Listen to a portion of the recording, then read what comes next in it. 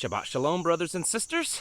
Welcome to Set Apart Homestead. This is Travis with another weekly Bible study that I hope and pray will help someone out there this week or in their life.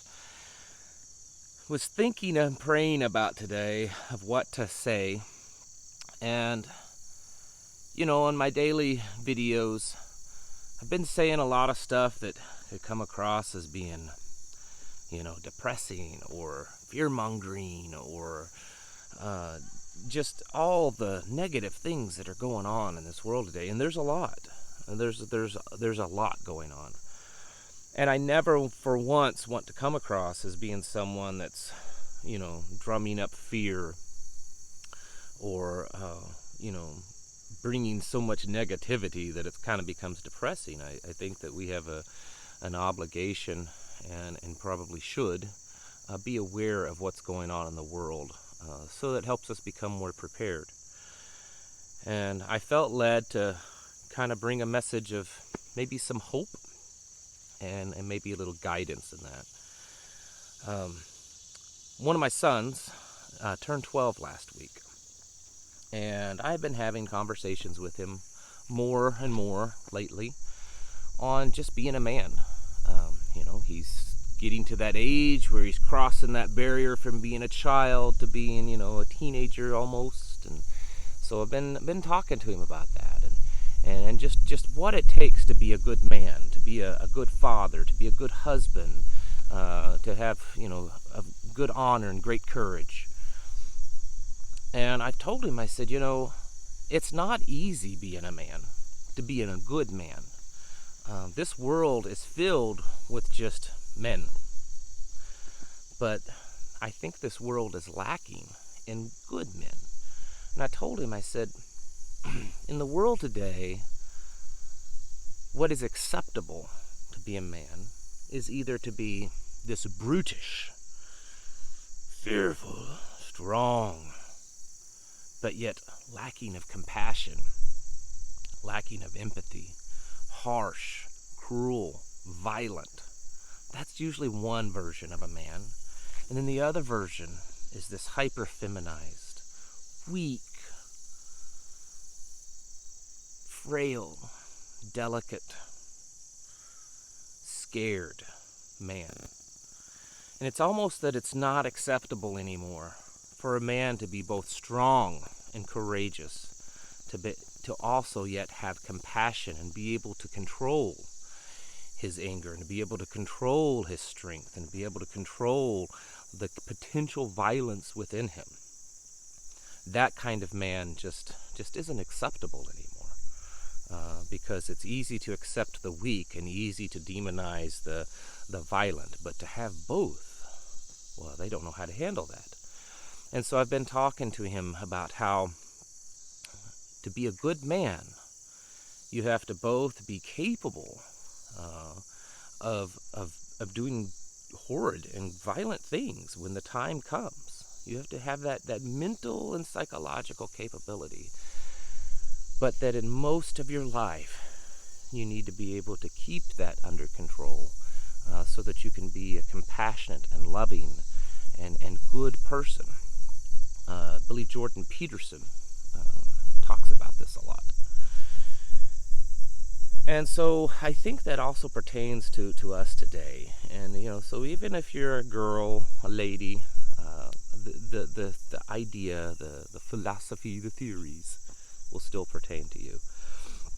Because we live in this world that is becoming more and more evil every day, it seems like. The disgustingness that is being accepted and being thrown in our face. I mean, it's at levels that even I am, at times shocked that we are seeing and hearing these things. And there's wars and rumors of wars all around us, violence in the streets, threats to our life and our liberty, and this ever-increasing drumbeat that we may, in our lifetime, face some type of physical combat with people that we share this nation with. in some sort of civil war. And when that day happens, we need to be prepared to be the fierce warriors that we're capable of. But until that day happens, we also need to be the beacons and the banners of righteousness, that we carry the Lord's word into this world, because we're the only ones left. That goodness that we learn in this book, it is becoming a fading memory. It's becoming something that the world laughs at and mocks, and that even people that claim to be lovers and followers of his word are also mocking these ideas of morals, and that it's all relative, and you can interpret it how you wish. So we have to be the ones to be that banner and that beacon of truth and of righteousness and of his light. And if we do that, his word tells us that we will reap the benefits. That if we sow bad seeds, we reap a bad harvest. And we sow good seeds, and we reap a good harvest. And I want to take you to Galatians chapter 6, verses 8 through 10. And it says, "For he that soweth to his flesh shall of the flesh reap corruption. But he that soweth to the Spirit shall of the Spirit reap life everlasting. And let us not be weary in well-doing. For in due season we shall reap, if we faint not.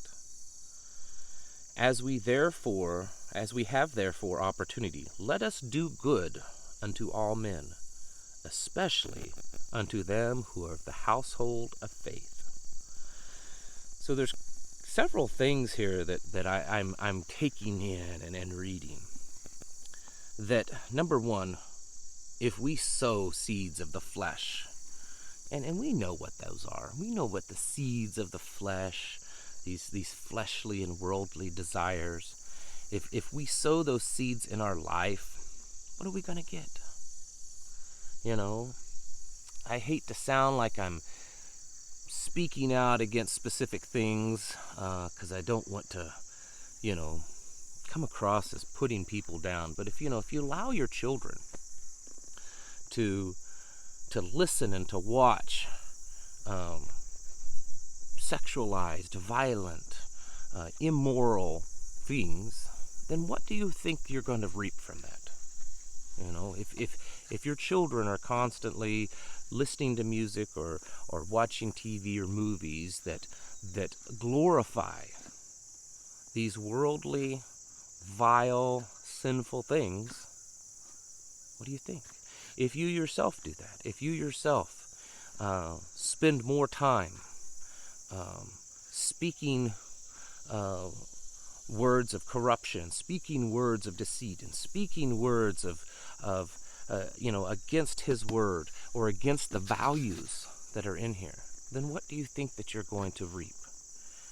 If you spend time in this word, if you spend time on your knees in prayer, if you spend time speaking good things, if you spend time raising your children up and following the laws that he laid out in here, then what do you think you're going to reap? It's pretty simple. And most of you are homesteaders or have gardens and stuff, you know how it works. If you sow good seeds, and you put time into that soil, and you weed it, and you fertilize it, and you nurture that garden, odds are you're going to have a much better result when harvest time comes, as if you take some old seeds that you found laying in a box that's 5 years old, and you throw them out there on rocky soil and then walk away, and then 3 or 4 months later come back to them. I mean, they might have sprouted a few. You might even get a few things off of it. But the harvest, the quality, what you're reaping is going to be much greater by what you're putting into it. And so in the same way, I've been telling my son that it's hard work. It's hard work to be a good man. It's not easy to be capable of mentally and psychologically of protecting your family. It's not easy to be capable of going off and fending your family from the wolves in this world. And yet every day be loving and compassionate to your wife and your children, and raising your children up, and humbling yourself before the Father. It's almost like, in a way, from a worldly perspective, that you're being riding two sides of something. But really, in reality, that's how we are created to be as men. Only in the world has it perverted this idea that a man can only be one or the other. And so that's what we have to be, and we have to sow. We have to work hard to sow these good things, to reap our rewards while we are still here in this life. It also says, and this is something that we need to remember in this world as it becomes more corrupt, and as it becomes more perverted, and as violence happens more in the streets, and as we face our own brothers and sisters, our other Americans that we have such a wide disagreement with, and that this dissension and the divisiveness has become has grown to the levels of just random violence in the streets, instead of just a civil discourse between two opposing sides. It says in verse 10, "As we have therefore opportunity, let us do good to all men." See, this is the gentle side of that strength, that we still need to do good to all men, to let us not find ourselves involved in the one of the two sides of the coin out there in today's world, where it's constantly this drumming of attack and violence and fight and hatred of the other side. You may politically and ideologically find yourself on one side or the other, or maybe on a third side, which is where I tend to find myself many times. But we, as believers of the Father, we have an obligation to spread His light and His love for as long as we can. Now, I don't think that it's against Him and His Word and His law for it when the time comes to take a stand, even if that means becoming physical. But I do believe that we should take every opportunity we can up until that point that the game changes, to spread His light and to be good to all men. And it says especially unto those who are of the household of faith. That means our own brotherhood. That means those that are fellow believers, that we are to extend that hand and of compassion and of aid to our fellow brothers and sisters. Now, as preppers, a lot of times preppers tend to be a little bit more isolationist. I think there's a little bit of the lone wolf mentality in all preppers. But we also have to realize that when we are working with brothers and sisters of like minds and like hearts, that we are to take that extra step of compassion, that extra step of friendship, and do as much as we can good for each other.